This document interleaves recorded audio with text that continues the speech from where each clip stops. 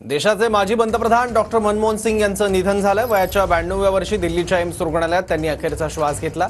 संपूर्ण देशात 7 दिवसांचा दुखवटा जाहीर करण्यात आलाय। शासकीय दुखवटा असल्यामुळे देशभरात राष्ट्रध्वज अर्ध्यावर उतरवण्यात आलाय।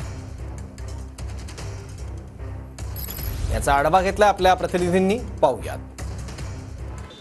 माजी पंतप्रधान मनमोहन सिंग यांचं दिल्लीमध्ये निधन जे आहे ते झालेलं आहे आणि त्यामुळे राष्ट्रीय शासकीय दुखवटा जो आहे तो 7 दिवसाचा जाहीर करण्यात आलेला आहे। राज्यात सुद्धा हा शासकीय दुखवटा जो आहे तो लागू करण्यात आलेला आपल्याला पाहायला मिळत आहे। मुख्य प्रशासकीय इमारत मंत्रालयाची आहे। या ठिकाणी तिरंगा ध्वज जो आहे तो अर्धवट खाली उतरवण्यात आलेला आपल्याला पाहायला मिळतोय। त्यामुळे संपूर्ण कार्यक्रम जे आहे ते आजचे शासकीय रद्द करण्यात आलेले आहेत। हा दुखवटा जो आहे तो राज्यभर सुद्धा पाळला जाणार आहे आणि त्याच अनुषंगाने मंत्रालयाचा प्रमुख जी इमारत आहे या इमारतीवरचा ध्वज जो आहे तिरंगा ध्वज तो अर्धवट खाली जे आहे तो उतरवण्यात आलेला आपल्याला पाहायला मिळतोय। पंतप्रधान मनमोहन सिंग यांचं कार्य एक ज्येष्ठ अर्थतज्ञ जे आहे ते होते आणि त्यामुळे सगळीकडे दुःख जे आहे ते व्यक्त केलं जाते आणि त्याच अनुषंगाने शासकीय दुखवटा जो आहे तो जाहीर करण्यात आलेला आहे।